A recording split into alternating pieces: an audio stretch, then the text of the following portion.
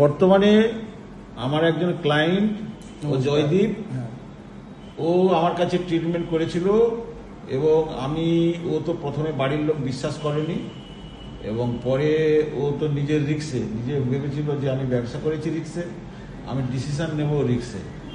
সেইভাবে জয়দীপ আমার কাছে বাস্তুর ট্রিটমেন্ট করেছিল এবং নেচারালি আমি জয়দীপকে বলেছি যে যেটা সত্যি, দেখো নেচারের জিনিসটাই বাস্তবে দাঁড়ায়, অন্যান্য জিনিস তৈরি করা জিনিস বা মানুষকে ধোঁকা দেওয়ার জন্য, প্রভাবিত করার জন্য গল্প করা জিনিস কোনোদিন বাস্তবে দাঁড়ায় না। এটা আমি শ্রী সুরজিৎ শাস্ত্রী বলছি এবং আমি জয়দীপকে ফটোতে রেখেছি এবং উল্টো দিকে আমি আছি, সেই জন্য আমাকে দেখা যাচ্ছে না। আমি জয়দীপের কাছে ন্যাচারালি কি ঘটনা ঘটেছে সেটা একটু জানতে চাইছি এবং আপনাদের জানাতে চাইছি, সেই জন্য আমি ভিডিওটা করে আপনাদের কাছে পৌঁছে দেবো বলেই, আপনাদের কি সুবিধা কি অসুবিধা সেটা বিচার করতে পারবেন বলেই আমি ভিডিওটা আপনাদের জন্যই তৈরি করছি।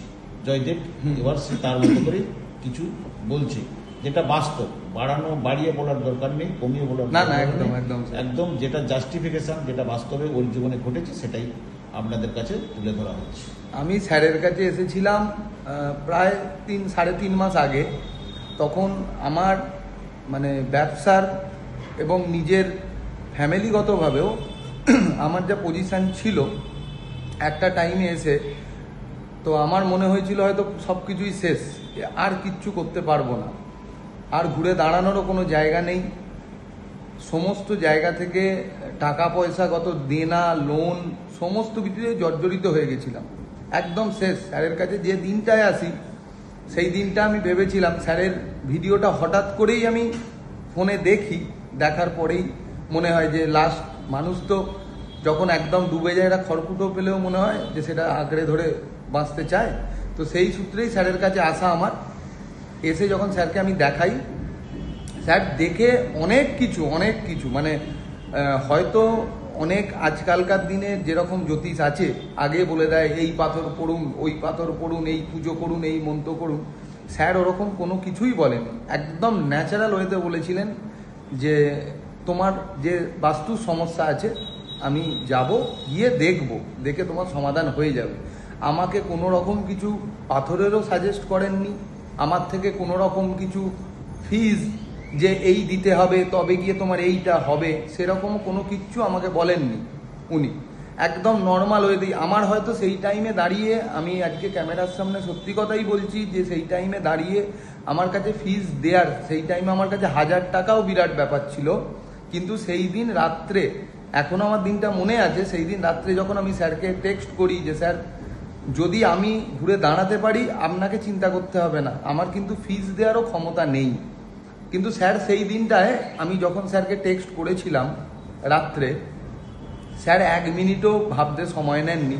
অন্যান্য যারা আজকালকার দিনের যারা প্রফেশনাল ওয়েতে কাজ করে তাদের মতো যে না টাকা ছাড়া কিছু হবে না বা কিছু, স্যার 2 মিনিটের মধ্যে আমাকে মেসেজে রিপ্লাই করেন যে আমি তাও যাব তোমার কাছে, চিন্তা নেই। তার পরের দিনই স্যার নিজে আসেন আমার বাড়িতে, এসে ট্রিটমেন্ট করেন, দেখেন আমার বাড়ির কতগুলো জায়গার প্রবলেম ছিল সেইগুলোকে নিজে দাঁড়িয়ে থেকে দেখে, ইভেন আমি সেই দিনও স্যারকে কিছু হয়তো দিতে পারিনি, তখনও গিয়ে স্যার যে আমায় চেঞ্জেসগুলো করতে বলেছিল সেগুলো ফোনে খবর নেওয়া যে তুমি ওটা করেছো কি না, করে কি রেজাল্ট হচ্ছে, ইভেন 2 দিন ছাড়া ফোন করে খবর নেওয়া যে তোমার কি হচ্ছে না হচ্ছে। যখন চেঞ্জেসগুলো আসা আমার শুরু হয় পজিটিভলি, তখন আমি স্যারকে জানাতে থাকি। আজকে আমার বাইরে যা দেনা বা লোন ছিল তার 90% আমি এই 3 মাসের মধ্যে কভার করে ফেলেছি। সেটা একটু দর্শকদের জ্ঞাতার্থে আমি জানানোর জন্য বলছি যে কত টাকা লোন ছিল এবং সেটা কত টাকা শোধ করেছো এবং ধরো তোমার বিজনেসের পজিশন কতটা কি ছিল, হ্যাঁ, এবং এখন তুমি কতটা অর্ডার পেয়েছো বা কি অবস্থায় আছো সেটা যদি। আমার অ্যাট প্রেজেন্ট যখন আমি এসেছিলাম স্যারের কাছে তখন আপনাদেরকে বললাম আমি যে আমি একদমই ঋণের দায়ে জর্জরিত হয়েছিলাম। তখন আমার মার্কেটে লোন ছিল প্রায় 9 থেকে 9.5 লক্ষ টাকা। সেই 9.5 লক্ষ টাকা এরকম তো নয় যে উনি কোনো তাবিজ বা কবজ বা পাথর দিয়েছেন যার থ্রু আমার মিরাকেল রেজাল্ট এসেছে। উনি কয়েকটি বাস্তু জিনিস চেঞ্জ করেছেন শুধু, আর কিছুই না। বাস্তুতে কোনো পুজো আচ্চাও করেননি, পণ্ডিত দেখে হোমযজ্ঞও করেননি, কয়েকটা ন্যাচারাল জিনিস চেঞ্জ করে দিয়েছিলেন। তারপরের থেকে আজকের ডেটে আমি বললাম আমার সেই 9 লক্ষ টাকা 90% লোন আমার পরিশোধ হয়ে গেছে। আমার এইবার আস্তে আস্তে ওয়ার্কিং ক্যাপিটাল গড়ে উঠছে, ব্যবসার অনেক নতুন দিশা বেরোচ্ছে, অনেক অপরচুনিটি, যে ব্যবসার অপরচুনিটিগুলো মানে আপনারা হয়তো ভাবতেও পারবেন না। আমার যে বিজনেস আছে, আমার শেডের বিজনেস আছে, বাড়ির ওপরে যে রুফটপ শেড হয়, এবং সেটা তোমার বিজনেসটা কোথায়, এবং তোমাকে একটা জিনিস আমি দর্শকের উদ্দেশ্যে বলতে চাইছি, আমার যারা ক্লায়েন্ট রয়েছে, আমার যারা অনুগ্রহী রয়েছে, আমি এটা মনে করি যে ওর বাস্তব